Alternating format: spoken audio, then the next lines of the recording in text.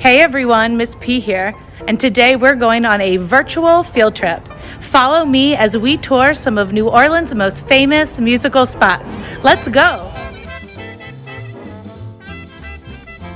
Our tour begins in the Treme, the United States' oldest African American neighborhood, as well as the birthplace of jazz. In the 1800s, the city designated a piece of land in the back of town for slaves to socialize once a week on Sunday afternoons. We now call this sacred gathering place Congo Square. When the slaves gathered, they would bring drums and bells to share the rhythms and dances of their African tribes. Less than a century later, the fusion of these African rhythms, mixed with the music of the French and Spanish Creoles, created a new style of music called jazz. New Orleanians keep the tradition of Sunday meetings alive with second lines and events like Super Sunday, where the Mardi Gras Indians parade the streets. Today, Congo Square sits in the middle of Armstrong Park, named for jazz trumpeter Louis Armstrong, born in New Orleans in 1901. In the middle of the park, you'll find Louis Armstrong's statue. Further over, you'll see the Mahalia Jackson Theater for the Performing Arts, named for New Orleans gospel singer Mahalia Jackson. Before we leave the Treme, we must make a stop at the Back Street Cultural Museum. This museum houses the largest collection of Mardi Gras Indian costumes, as well as photographs and other memorabilia from second lines, jazz funerals, and parades. The Mardi Gras Indians began forming their marching clubs in the 1800s and have made a huge impact on what we now know as the New Orleans sound. Many of the Mardi Gras Indian songs evolve from call and response chants, which are traditional musical forms in both African and Native American cultures. Our tour now heads to the edge of the Marigny on Frenchmen Street. Frenchmen is lined with famous music clubs and attracts spectators from all over the world to hear New Orleans jazz, brass bands, and just about every kind of music in between. The silence on Frenchmen today is a big contrast to the music that usually pours out into the streets. Though we can't hear music like we're used to, local artists have been bringing Frenchmen back to life by painting the boarded up windows with meaningful art that commemorates this strange time. Definitely something to go check out.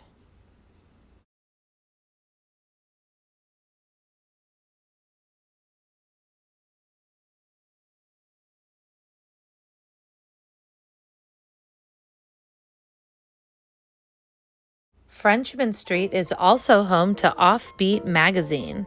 This publication reports on all things New Orleans and Louisiana music, like album reviews, artist spotlights, and where to hear the best live music in town.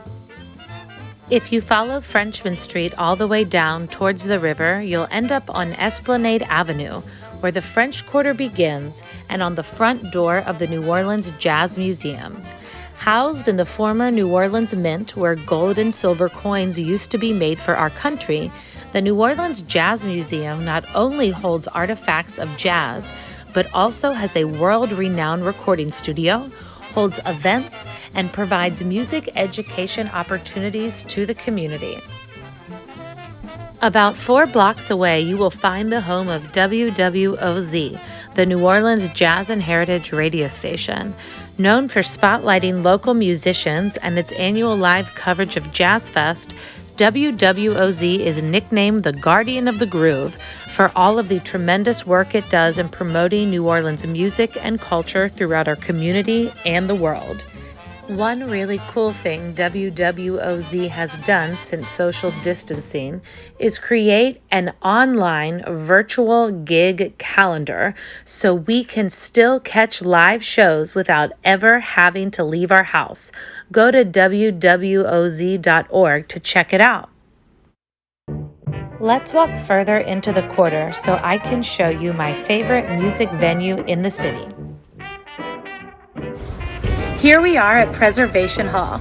In the 1950s, this was actually an art gallery, and the owner was so busy he couldn't hear any of the wonderful music playing in our city, so he invited the musicians to practice in his art space. These rehearsals turned into jam sessions and later concerts. They got so popular that he moved his art studio next door, and this officially became Preservation Hall in 1961 because it was built to preserve traditional New Orleans jazz. It continues to do that and has 5 shows a day. It even has a touring jazz band that has gone all over the world.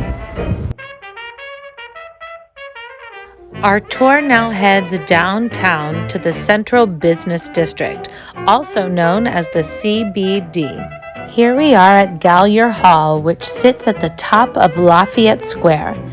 Gallier Hall is where Mardi Gras royalty all come to enjoy the parades and where New Orleans' famous marching bands stop to play for the judges and be scored.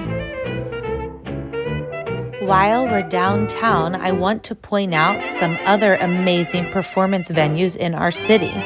The Sanger, the Joy, and the Civic are just a few of the theaters in town where you can go to see Broadway shows, live music, comedy acts, and even the ballet.